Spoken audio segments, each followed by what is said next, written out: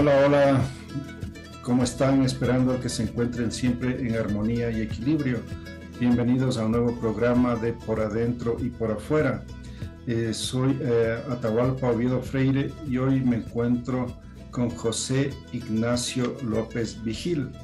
Él es de Cuba, pero ya está como alrededor de unos 20 años en Ecuador, yendo y viniendo. Así que será interesante compartir con José Ignacio sus experiencias, sus vivencias, sus puntos de vista sobre el Ecuador y los ecuatorianos. ¿Qué tal, José Ignacio? ¿Cómo estás? Muy bien, Atahualpa, aunque en esta pandemia todos estamos medio bien, ¿no? Pero hasta ahora estamos bien, gracias a Dios. Qué bueno. Y cuéntanos, ¿qué es lo que te ha llevado al Ecuador? ¿Qué es lo que te ha motivado?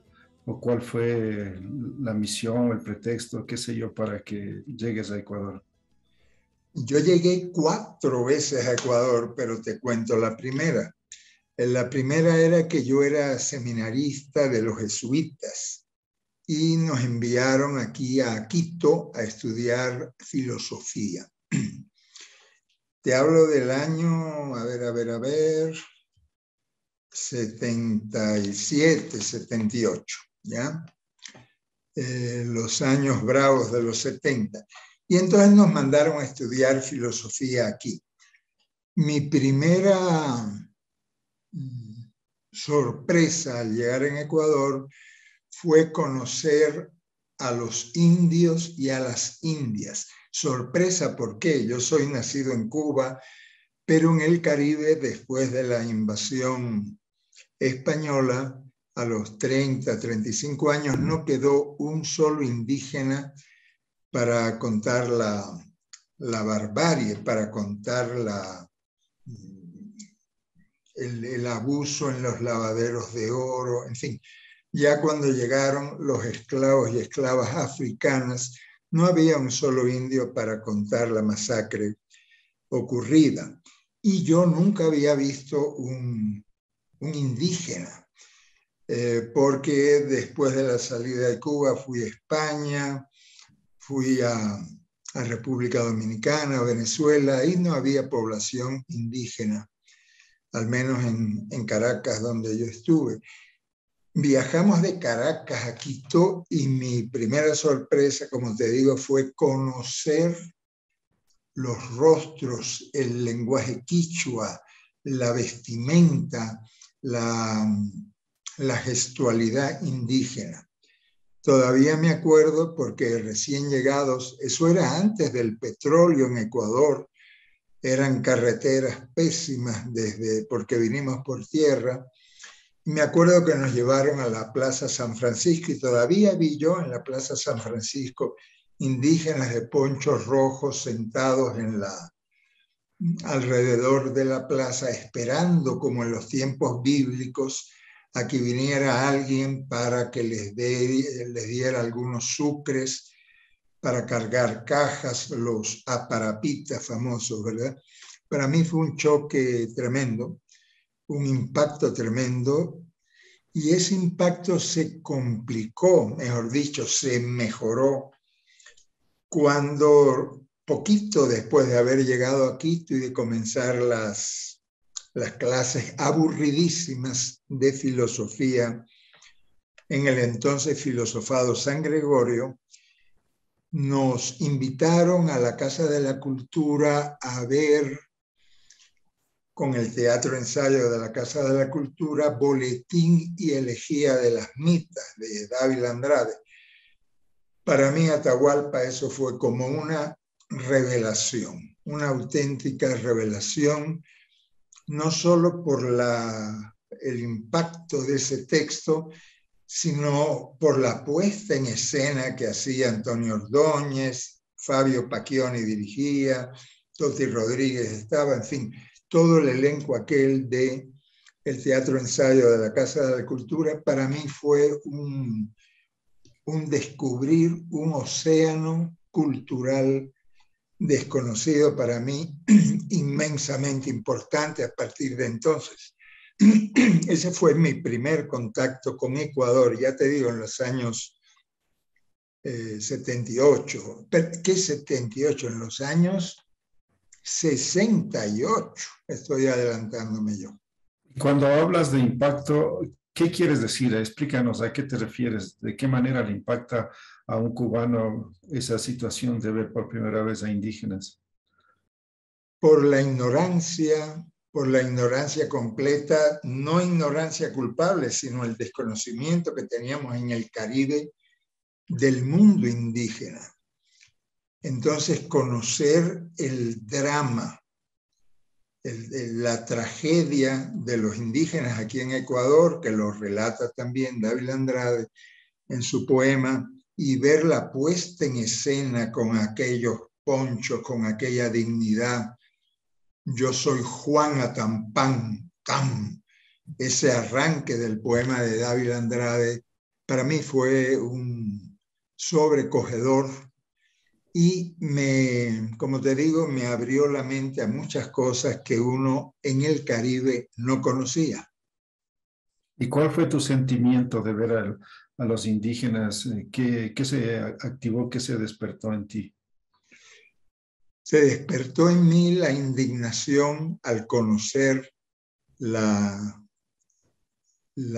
tragedia de lo que fue la invasión española aquí en estos países andinos, la indignación, la necesidad de conocer más, la necesidad de leer más sobre lo que había sido la invasión española en estos países y un sentimiento profundo de compasión, en el buen sentido de la palabra compasión, de tratar de padecer de conocer, de entablar una amistad con un pueblo tan desconocido para mí entonces como el pueblo indígena quichua en Quito.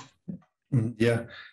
¿Tú saliste como disidente de la Revolución Cubana, del régimen de Castro o no? Yo era muy niño, yo tenía 15 años apenas. En el año 61, después de la invasión gringa de Bahía de Cochinos, se dio en Cuba, la Revolución Cubana triunfa en enero del 59. En el 61, con la invasión de Bahía de Cochinos, se crea en la sociedad cubana, en la clase media cubana a la que pertenecía mi papá, en la clase media católica cubana se crea una especie de histeria colectiva. Fidel declara que la revolución es socialista y lo será siempre. Se comienzan a intervenir los colegios católicos, los colegios privados.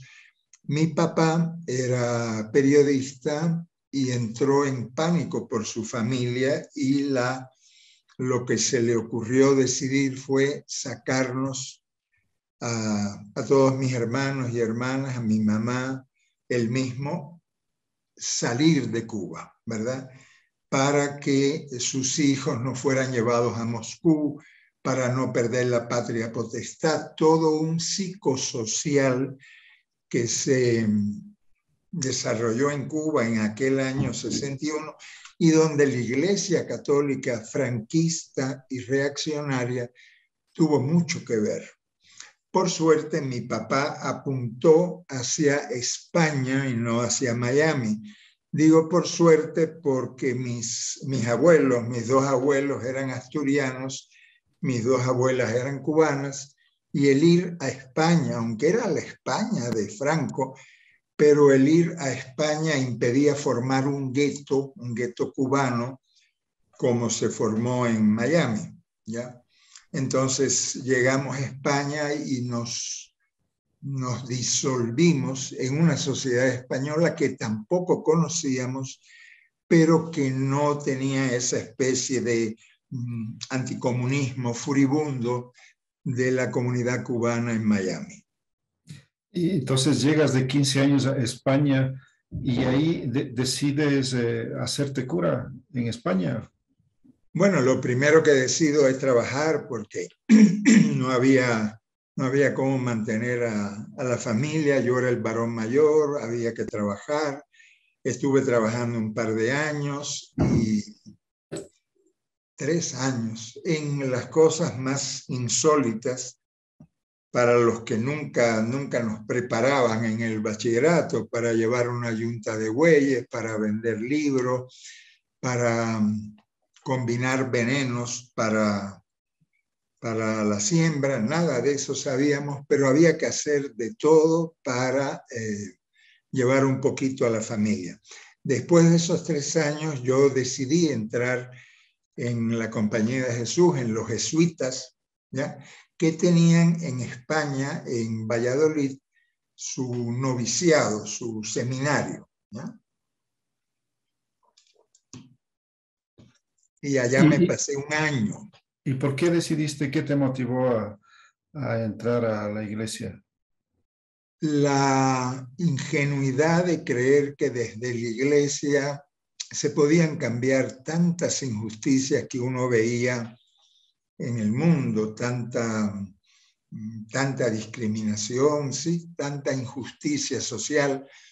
Pensé equivocadamente que desde el seminario se podría aportar un granito de arena en el cambio de esta sociedad tan injusta en la que vivimos. Digo inocentemente porque no fue así lo que yo encontré. ¿Y cuándo fue eso? ¿Cuándo te diste cuenta que te habías equivocado? No, yo en España hice un primer año de estudios, de ahí nos llevaron en un seminario totalmente conservador, ultra conservador.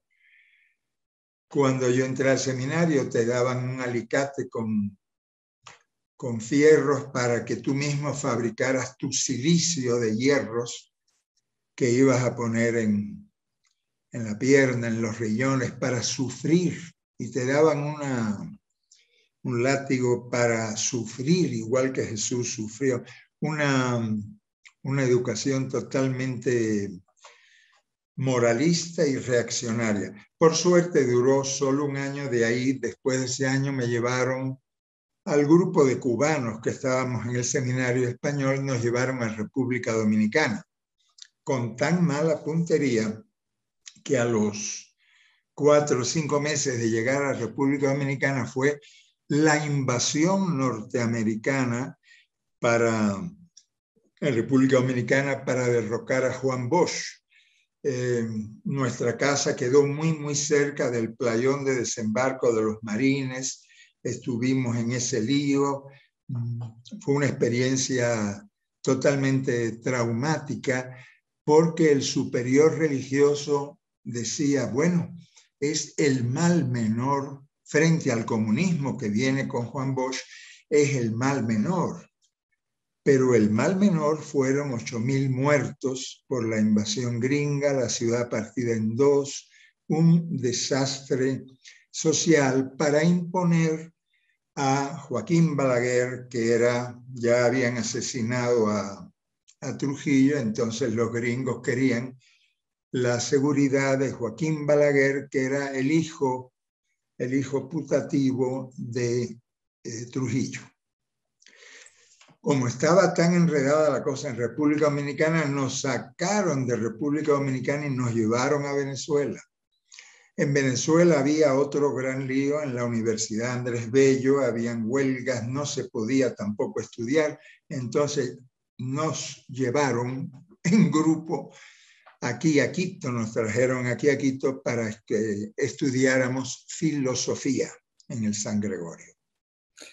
Entonces, ya te habías, ¿cómo se dice?, tomado el sacerdocio, ¿no es cierto? No. Todavía la formación en los jesuitas tiene muchos años. Entonces, 2 años de filosofía, después 2 años de magisterio, después 4 años de teología y después te ordenan sacerdote. ¿Y te ordenaste de sacerdote o no? Sí. Yo hice la carrera completita. Cuando estudié la teología en Lovaina, en Bélgica, y Para mi suerte, yo le dije a los superiores que yo no quería ninguna parroquia ni ningún colegio, que yo lo que quería era hacer radio. Por suerte, en República Dominicana se estaba estrenando una radio comunitaria, popular, de alfabetización de los campesinos. Entonces, pude, ordenado ya de cura, ir a República Dominicana a trabajar como radialista, hacer programas de radio. Eran los buenos tiempos de la teología de la liberación. Te hablo del año 77, eran los buenos tiempos de todo lo que ocurrió en el mundo en aquellos años 70. Y yo estaba metido, por supuesto, en las comunidades de base, en la teología de la liberación y todo aquel movimiento muy hermoso, muy esperanzador, que fue después aplastado por Juan Pablo II.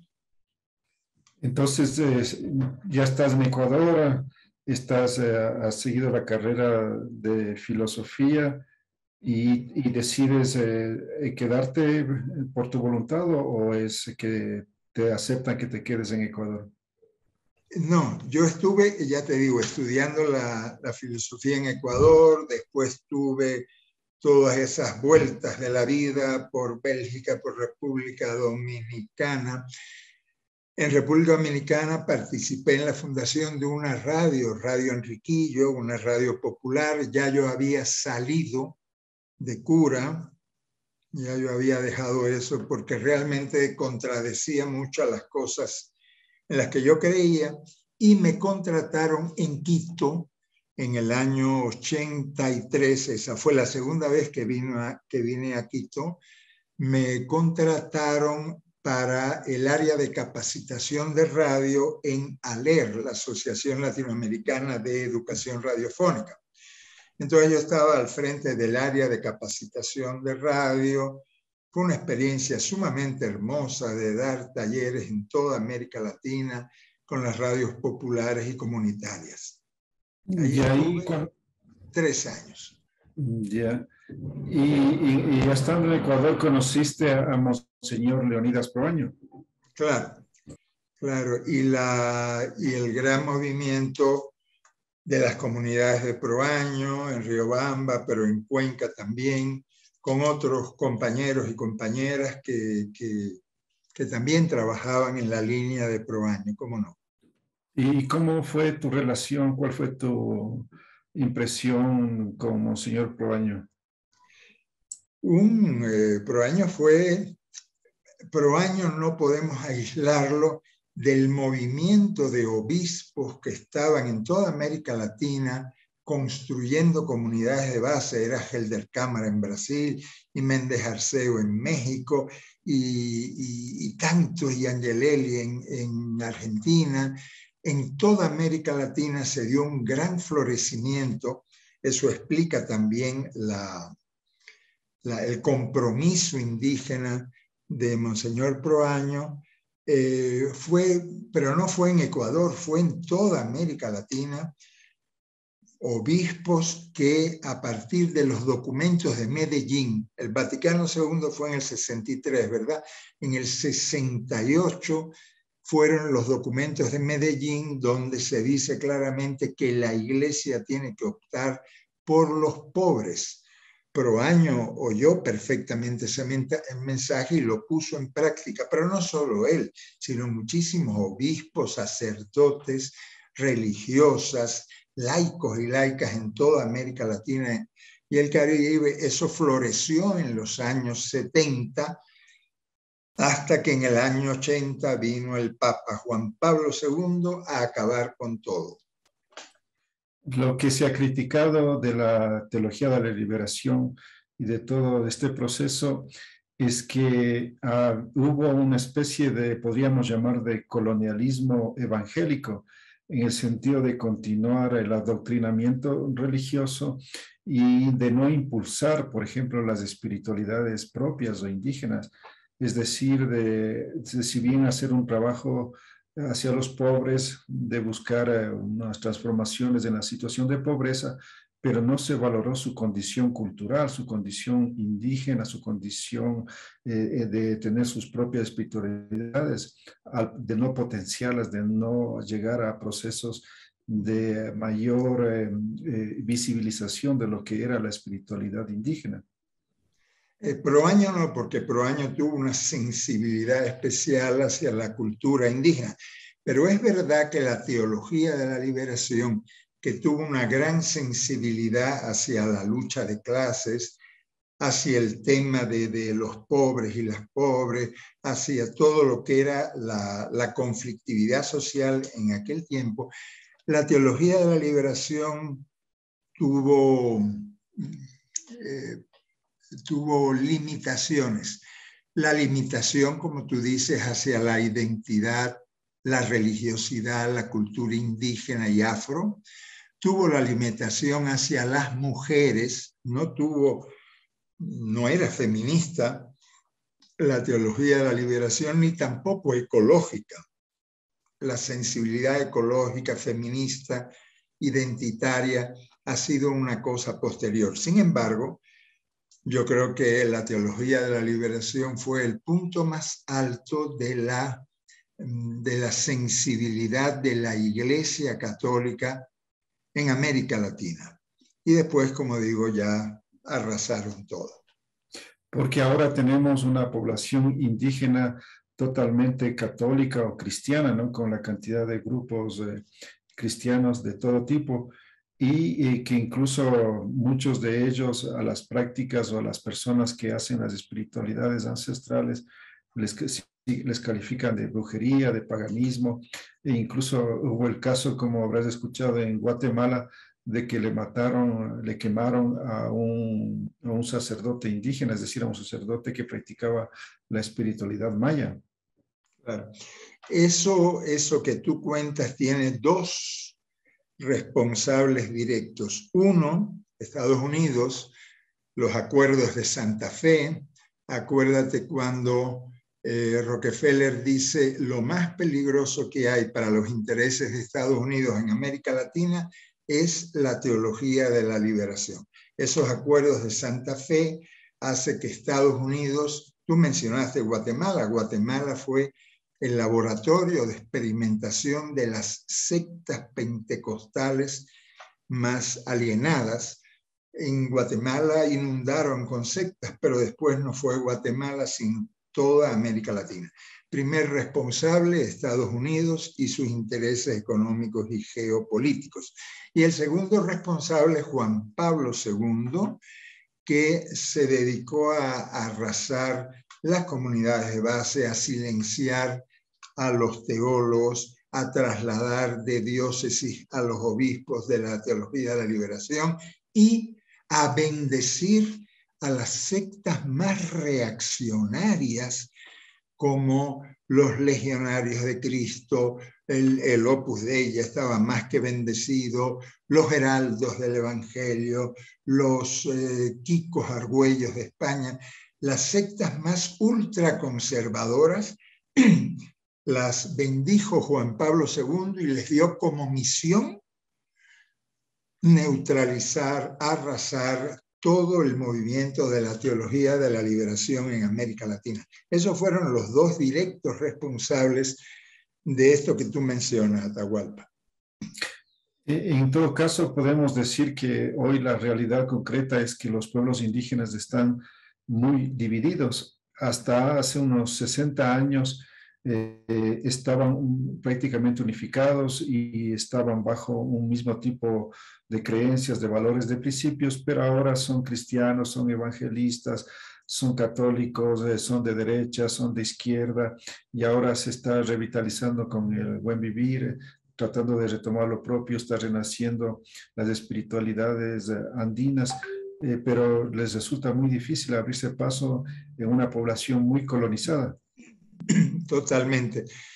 Es una pena, es una tristeza, es una indignación lo que ha hecho la Iglesia Católica y las iglesias pentecostales, sobre todo las pentecostales, con la población indígena. Acuérdate del Instituto Lingüístico de Verano, pero eso fue hace mucho. lo que están haciendo actualmente las iglesias pentecostales. Bueno, sería largo de hablar, pero es una indignación cómo han tratado de destruir no solo la espiritualidad, sino el idioma, la cultura, hasta las vestimentas, todo lo que es la resistencia indígena. Está mandado a callar, tratado de destruir por estas iglesias que no son cristianas, aunque se llamen, que son colonialistas, que son fundamentalistas.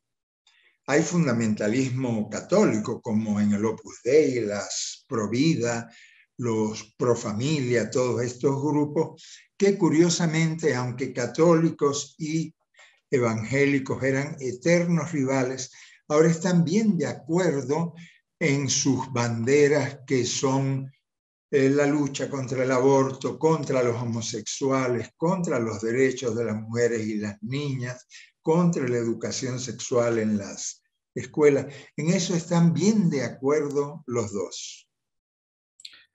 Y en todo caso, en tu situación ya cómo has visto en todos estos años al Ecuador, cómo has visto su proceso de cambio, de transformación, ¿qué te ha llamado la atención especialmente?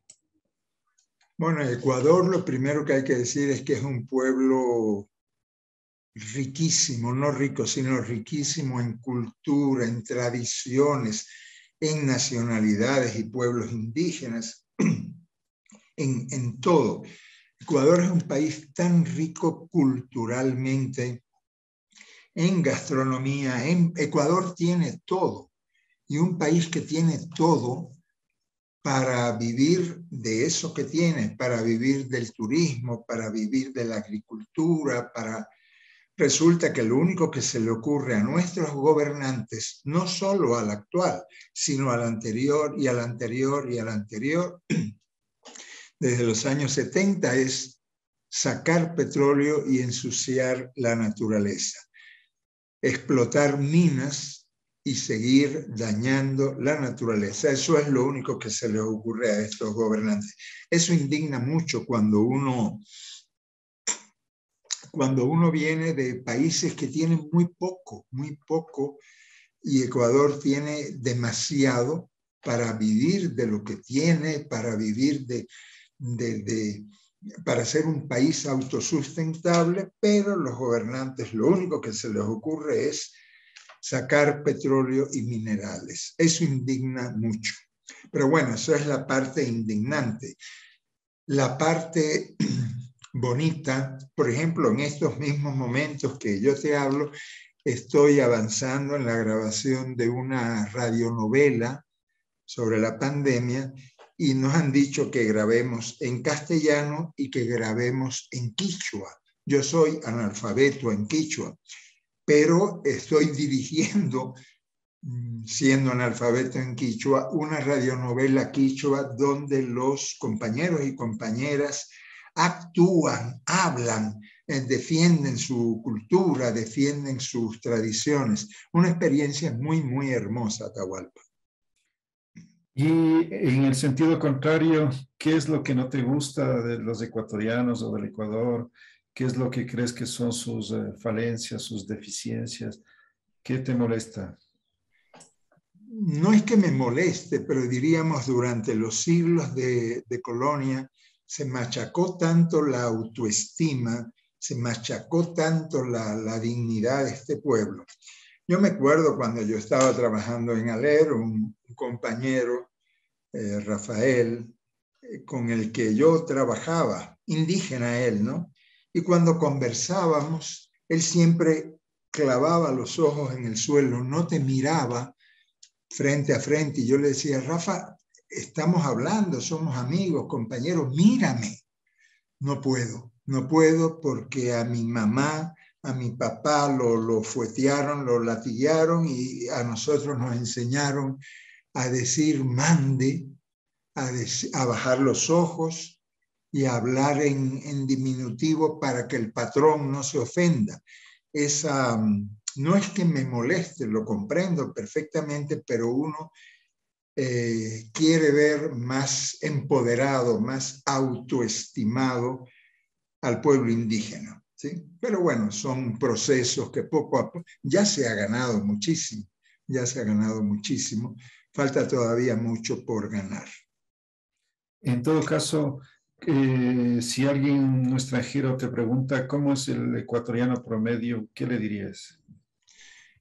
Yo le diría que no hay un ecuatoriano promedio, porque el de la costa y el de la Amazonía y el de la sierra son tan distintos que cuando yo voy a Esmeraldas, yo me imagino casi en el Caribe, en República Dominicana, en Cuba, por la forma de hablar, por la forma irreverente de conversar, ¿verdad?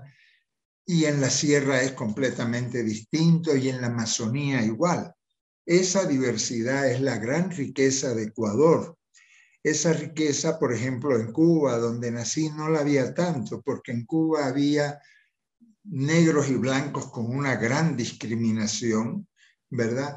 Pero que más o menos todo el mundo estaba en el mismo relajo, en la misma forma de hablar, en la misma forma de comer, de bailar y de vestirse. Aquí no. Aquí la diversidad es la enorme riqueza de Ecuador. No menciono a Galápagos, aunque he ido varias veces allá, pero eso ya es otra idiosincrasia. Pero la forma de ser del costeño, y hablo de Esmeraldas, pero en Manabí es otra cosa, ¿no? O del Guayaco es otra cosa. Hay tanta diversidad cultural aquí en Ecuador que realmente es un gusto estar viviendo aquí en la mitad del mundo, en la tierra del sol vertical. Yo siempre digo eso. ¿Y qué es lo que les pasa a los ecuatorianos? ¿Por qué no tienen una tan baja autoestima? ¿Por qué no logran tener otra referencia, otra actitud? ¿Qué es lo que pasa? ¿Qué es lo que has visto? Yo creo que son siglos, fueron muchos, muchos años, 500 años de castigar, de implantar con la religión católica el machismo, el patriarcado más injusto, ¿verdad? Eso es todo un proceso para curarlo, pero mira, te cuento un par de anécdotas. Ayer mismo estaba yo grabando con un compañero quichua de Otavalo, y los otavalos son mucho más desenvueltos que otras partes, que otras regiones, ¿verdad? Y teníamos que grabar un libreto donde él iba a ser el malo, donde él iba a ser el sinvergüenza. Le digo, bueno, el papel que vas a hacer es el de un sinvergüenza, grita, habla fuerte y tal. Y cuando hablaba era así, plano, plano, plano. Yo le decía, pero grítame, háblame fuerte, plano, plano, plano. Una enorme dificultad para sacar de dentro la rabia. Después había que reírse en el libreto y le digo yo, a ver, compañero, tienes que decir algo así como, ¡qué barbaridad! No podía reírse. Lo que hacía era ja, ja, ja. Y decía, no, pues, ríete con fuerza, saca de dentro lo que tienes. Una enorme dificultad para exteriorizar rabias, risas, sentimientos.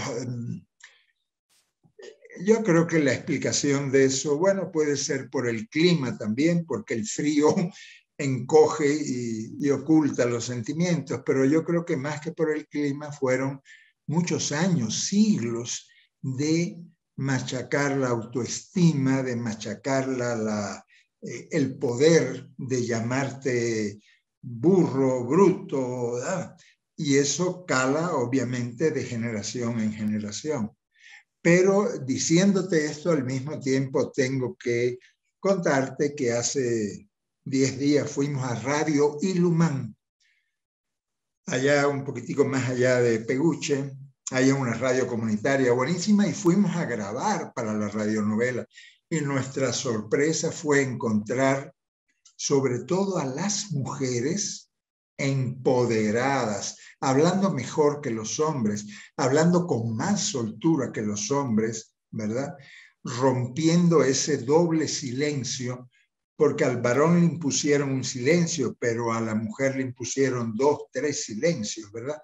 Rompiendo ese silencio y hablando con una gran fuerza, con una gran entereza, sí. Que eso sería, Atahualpa, otro capítulo, cómo las mujeres ecuatorianas han ido rompiendo la misoginia, el patriarcado, el machismo, y están cada vez más empoderadas. Sí. Tengo entendido de que renunciaste al sacerdocio y ya decidiste. ¿Qué te motivó a dejar? Me motivó, yo llevaba 3 años de cura, 4 años, pero había una contradicción absoluta entre las cosas que ya yo creía y pensaba y lo que los superiores te ordenaban. Por ejemplo, te pongo un ejemplo.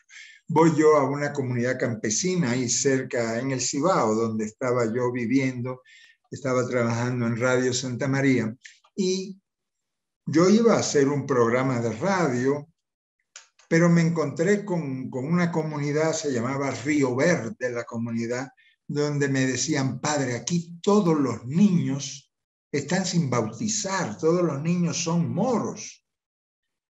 ¿Y qué quieren ustedes que yo haga? ¿Que él no lo bautice? Le digo, pues yo no he venido preparado para eso. ¿Y qué necesita usted para bautizar, padre? Digo yo, bueno, agua, solamente agua, ¿qué más? Y digo yo, pero tal vez para tantos niños y niñas sin bautizar voy a tener que traer 2 galones de agua bendita. Una señora, una vieja campesina dominicana me dice, padre, ¿no dice la Biblia que al principio del mundo Dios bendijo las aguas, los lagos y los ríos? Aquí tenemos a la vera de la comunidad este río maravilloso. ¿Para qué tiene que traer usted agua bendita? Vayamos todos dentro del río y ahí nos bautizamos todos. Le digo yo, señora, por su boca ha hablado el Espíritu de Dios. El próximo domingo yo vengo sin radio ni unidad móvil y nos vamos a bautizar, a toda la comunidad la vamos a bautizar en el Río Verde. En efecto, el próximo domingo yo llegué, ahí eso era un gran relajo. Los niños, las niñas, los papás, todo el mundo quería bautizarse en el río. Como todos son afrodescendientes, entonces tienen el pelo crespo. Venían los papás y me decían, padre, a este muchacho métalo, que eso está lleno de 1000 demonios, tiene él. Entonces yo lo cogía por los pelos y yo lo zambullía en el río. Una cosa buenísima, acabé yo de ese bautismo colectivo, que por cierto lo cuento en la serie Un Tal Jesús. Regresaba yo a la radio, inmediatamente sonaba el teléfono del obispo diciendo, eso que usted ha hecho no se puede hacer, eso está prohibido.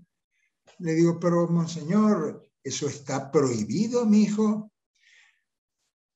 Y como eso te podría contar 50 anécdotas de las prohibiciones, de lo que no se podía hacer en nombre del Evangelio. Entonces, para volver a tu pregunta, yo dije, no me convence estas prohibiciones. El Evangelio de Jesús de Nazaret es libertad, así que yo saludo a la bandera, cuelgo los hábitos, ya no teníamos hábitos, pero saludo a la bandera y me voy a hacer laico y hacer lo que sabía hacer radio y acompañar a comunidades de base campesinas allá en República Dominicana. ¿Y cómo te ha ido después? ¿Te has sentido convencido? ¿Has creído que fue una buena decisión? Nunca he tenido ni un segundo, ni medio segundo de repensar mi decisión. Totalmente feliz de haber tomado esa decisión. Gracias a que tomé esa decisión, he podido hacer muchas cosas que si hubiera seguido siendo cura, imposible. Por ejemplo, la serie de Un Tal Jesús, que fue excomulgada, condenada, pero que ha tenido mucho éxito, todavía tiene éxito. Hubiera sido imposible de hacerla dentro, como cura, dentro de los jesuitas, ¿no?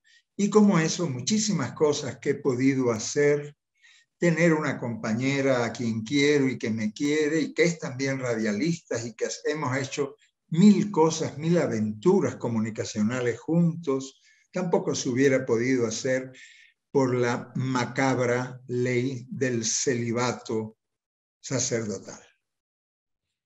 ¿Y te han criticado? ¿Has recibido seguramente mucha gente que te ha rechazado? ¿Qué te han dicho? Bueno, cuando hicimos con mi hermana María, hicimos la serie Un Tal Jesús, que era poner a Jesús de Nazaret en onda de teología de la liberación. Presentarlo como él fue, como un tipo chévere, amiguero, contador de cuentos, revolucionario. La serie Un Tal Jesús fue condenada completamente por la jerarquía, no solo en América Latina, sino desde el Vaticano. Dijeron que era una ofensa, dijeron que era peor para la juventud esa serie que la cocaína. Dijeron que esa serie, que ni siquiera en los tiempos del nazismo se había ofendido tanto a la Madre de Dios y a la segunda persona de la Santísima Trinidad, Jesucristo. Dijeron, yo tengo un folder así de las acusaciones, de las cosas que dijeron contra esa serie. Fue un cardenal colombiano, Alfonso López Trujillo, el que orquestó la condena latinoamericana, porque todos los obispados de América Latina y el Caribe condenaron nuestra serie, sí. Y en este proceso de críticas que te han hecho, ¿te has llegado a perseguir, a atacar, a tratar de callar?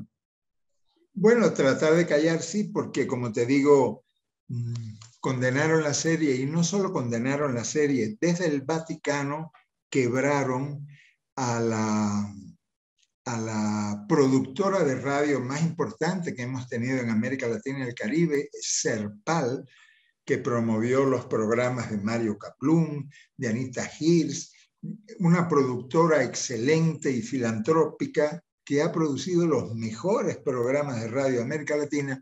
El Vaticano la quebró a partir de Un Tal Jesús, la desfinanció y la prohibió.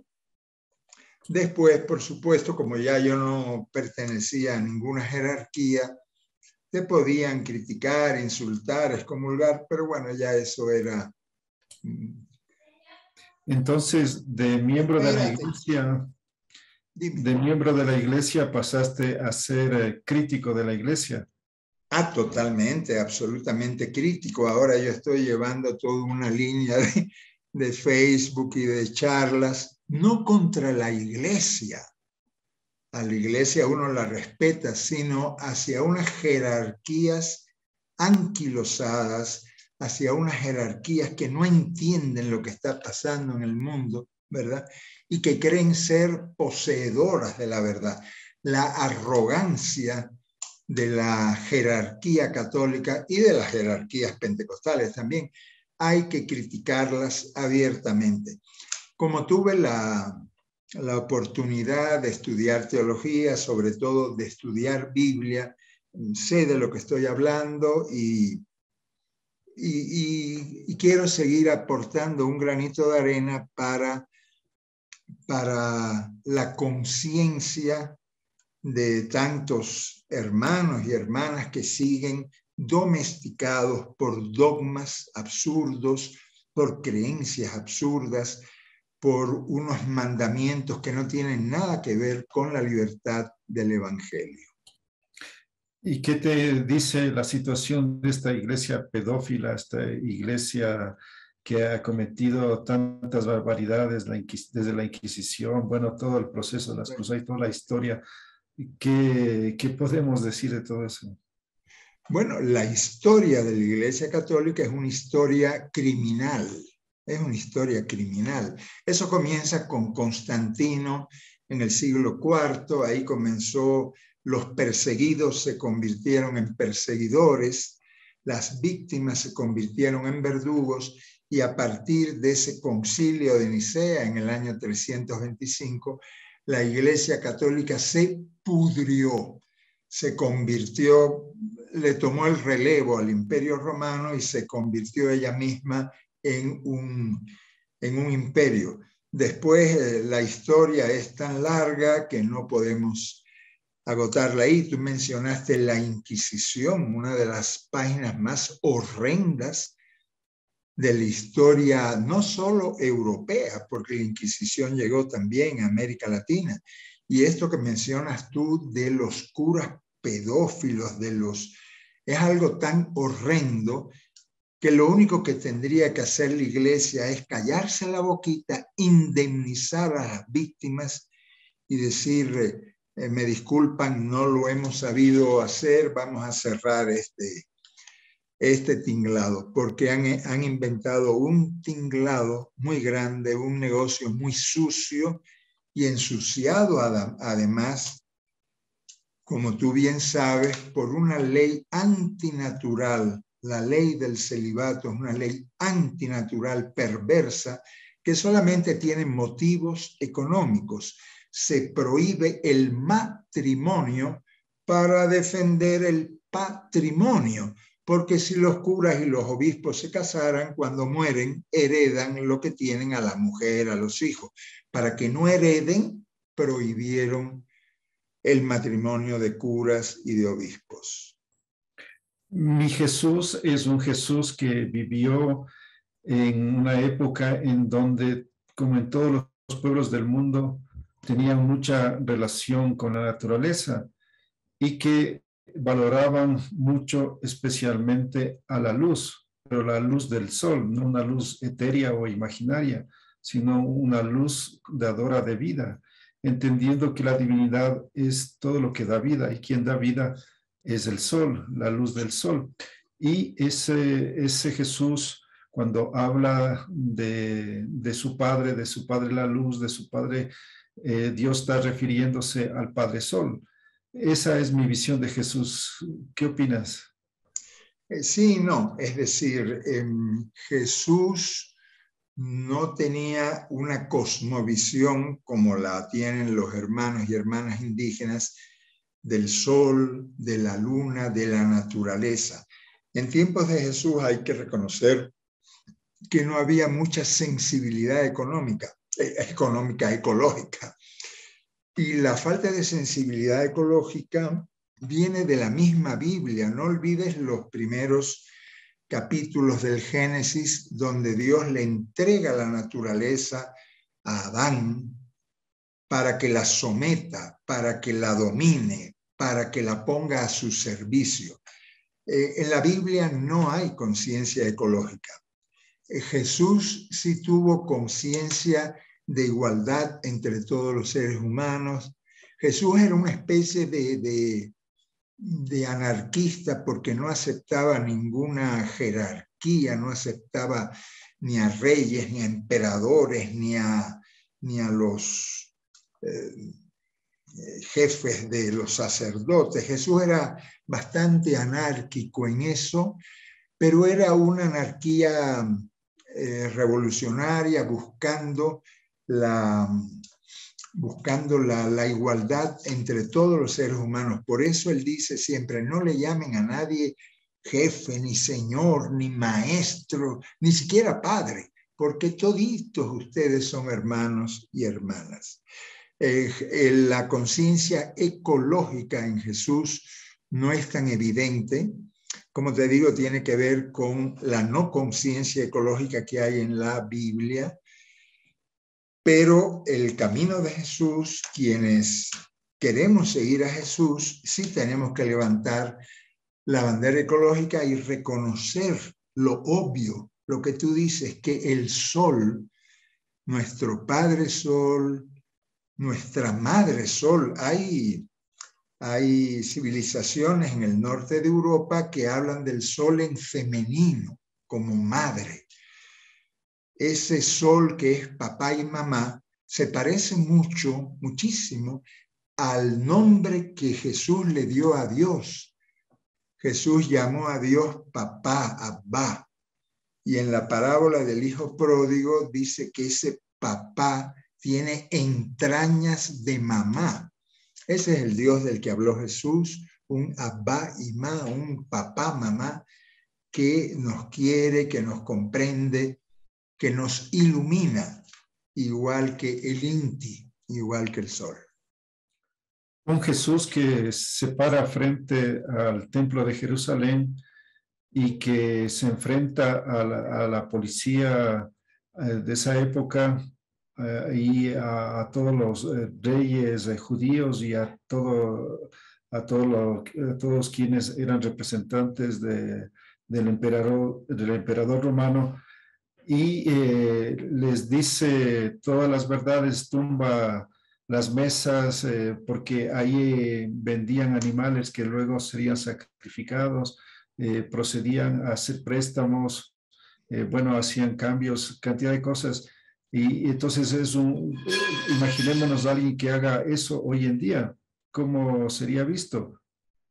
Bueno, eso fue lo que le costó la vida a Jesús, ese acto cuando él llega de Galilea al sur, a Jerusalén, y va al templo y con un látigo saca latigazos a los mercaderes del templo y dice: en la casa de Dios ustedes la han convertido en una cueva de bandidos. Eso le costó la vida a Anás y Caifás, los sumos sacerdotes. Entonces no le perdonaron, se conchavaron con las autoridades romanas y lo asesinaron. Jesús no murió, Jesús fue asesinado, que es muy distinto. Jesús no vino a perdonar nuestros pecados, ni toda esa teología absurda que está en las cartas de Pablo, como que Jesús fuera poco menos que un suicida y Dios, su papá, fuera un sádico que lo mandó a matar. Eso es una teología absurda de Pablo de Tarso. Jesús fue asesinado por las autoridades políticas y religiosas de su tiempo. No hay que olvidar que la cruz se reservaba a los delitos políticos. Los romanos no crucificaban a un ladrón, ni a un... No. La cruz se reservaba a los delitos políticos. Por eso Jesús fue condenado entre dos guerrilleros y él también acusado de subversivo. A propósito de la cruz, llama la atención que hoy se ha convertido a ese símbolo de tortura en un símbolo sagrado. Es algo increíble, algo paradójico. Y lo mismo podríamos imaginar que si, por ejemplo, no le hubieran matado en la cruz y no le hubieran ahorcado, que hoy una soga sea el símbolo sagrado. Es una cosa absurda, pero eso tiene que ver con la mente calenturienta de Pablo de Tarso, que interpretó esa muerte de Jesús en la cruz como un plan divino para redimir nuestros pecados y perdonar nuestros pecados. Pablo de Tarso lamentablemente traicionó completamente el mensaje liberador de Jesús de Nazaret, y eso explica que el símbolo del cristianismo sea, como tú bien dices, un aparato de tortura, lo peor que inventó el Imperio Romano. En mi casa, aquí desde donde hablo, en mi casa, en el Valle de los Chillos, tú no vas a encontrar una sola cruz, porque eso sería equivalente que a mi hermano, un sicario, lo mate con una pistola y yo lleve al cuello una pistola, por favor. No, las cruces son horribles, no hay que tener cruces ni al cuello ni en las casas. Lo que necesitamos son símbolos de alegría, de vida, de reino de Dios, de revolución de Dios. Y para ir finalizando, ¿cuál es tu visión a este momento de tu vida sobre todo el proceso cubano? Bueno, yo estoy muy decepcionado del proceso cubano por muchas razones que sería largo de hablar, pero no puede ser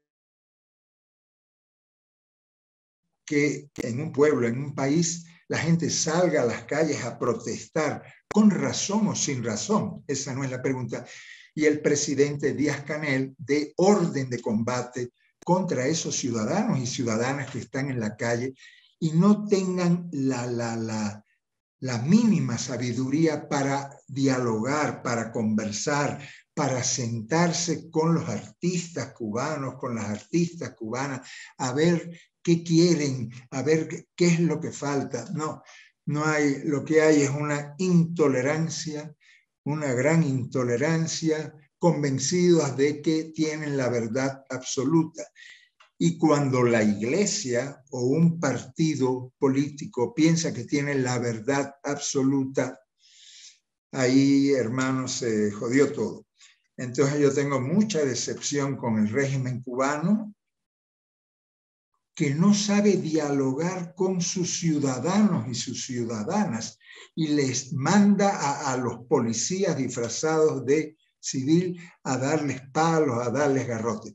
Por supuesto que diciendo esto, criticamos el bloqueo criminal norteamericano. Yo viví, porque yo estaba en Cuba cuando los gringos invadieron Cuba para derrocar a Fidel, pero no podemos, por criticar al bloqueo, no podemos dejar de criticar la intolerancia del actual régimen cubano. Eso pienso. ¿En cuál línea política te inscribirías? ¿Cómo, tal vez no eres de derecha, de izquierda? ¿Cómo te definirías? Yo a estas alturas no creo ni en la derecha ni en la izquierda, porque el mundo es redondo y como el planeta es redondo, cuando tú te sitúas a la izquierda, de la izquierda acabas en la derecha. Yo no creo ya ni en izquierdas ni en derechas, yo creo en arriba y abajo. Una minoría egoísta, avarienta, el 1% de la población mundial que acumula la mitad de los recursos y una masa creciente de gente pobre. Para mí no hay derecha ni izquierda, para mí hay los de arriba y la gente de abajo. Y yo estoy en la clase media, pero todo lo que he hecho en la vida creo que lo he hecho en función de poner un granito de arena para romper esa injustísima distribución entre el puñadito de los ladrones de arriba y el pueblo de Dios, el pueblo de Jesús, que está esperando todavía ese reino de Dios que no llega. ¿Y qué es lo que tendríamos que construir? ¿Qué es lo que aspiras? ¿Qué mundo, cómo le llamarías a ese mundo en donde podríamos tener como guía, como horizonte, como luz? Un mundo socialista donde a nadie le sobre para que a nadie le falte. Un mundo socialista donde todos los seres humanos, mujeres y hombres, indígenas, afro, blancos, de cualquier orientación sexual, de cualquier color de piel, de cualquier capacidad o discapacidad, ¿verdad? De cualquier cultura, un mundo donde a nadie le sobre para que a nadie le falte. Eso es un mundo socialista, sí, claro. Jesús fue un revolucionario, un anarquista, un socialista, claro que sí. ¿Y qué opinas del buen vivir, de lo que se ha planteado desde los pueblos indígenas? Ese es el camino, el buen vivir. El buen vivir es una filosofía comunitaria, una filosofía socialista, una filosofía distributiva. Ese suma causa y es sinónimo del reino de Dios del que habló Jesús. Si Jesús hubiera nacido en esta parte del mundo, hablaría del buen vivir. Del buen vivir habló él y le llamó reino de Dios, pero es lo mismo, son sinónimos. Bien, José Ignacio, algo que quisieras añadir que no hemos preguntado y que para ti sería importante decirlo. No, yo creo que has hecho tantas preguntas inteligentes que no tengo que añadir yo ninguna más, sino solamente felicitar a este programa animar a los amigos y amigas que estén escuchando, decirles también que no crean nada de lo que yo he dicho. Eso es lo que yo pienso. Cada quien piensa por su cabeza. Por eso yo me llamo hereje. La palabra hereje significa quienes piensan, quienes pensamos libremente por nuestra cabeza, no obedeciendo dogmas, no. Hereje etimológicamente es quien piensa libremente. Eso me gustaría compartir con ustedes e invitarlos a ser también herejes, a que pensemos libremente, a que investiguemos lo que hace Atahualpa Oviedo y que investiguemos y lleguemos a conclusiones por nuestra cabeza, no por lo que nos dicen el pastor, ni el cura, ni el curita, sino a que descubramos un camino, un buen vivir, investigando y descubriendo por nuestra propia cabeza. ¿Normalmente aspiras a quedarte a vivir, no sé, hasta el último día de tu vida en Ecuador? No hay que decir eso porque eso es ser profetizar, ¿no? Hoy es hoy y mañana ya veremos. De momento estamos en Ecuador, estamos muy felices en Quito. Este es un país, Ecuador, que yo quiero mucho, que admiro mucho. Pero el día de mañana, ¿qué ocurrirá? En estos tiempos tan inciertos en los que vivimos, hay que decir hoy y ya mañana.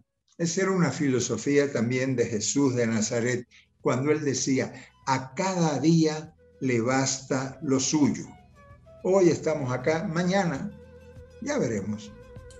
Muy bien, muchas gracias, José Ignacio. Estamos muy reconocidos y te enviamos un fuerte abrazo. Un abrazo para ti, Atahualpa, y para todos los amigos y amigas de este hermoso y comprometido programa.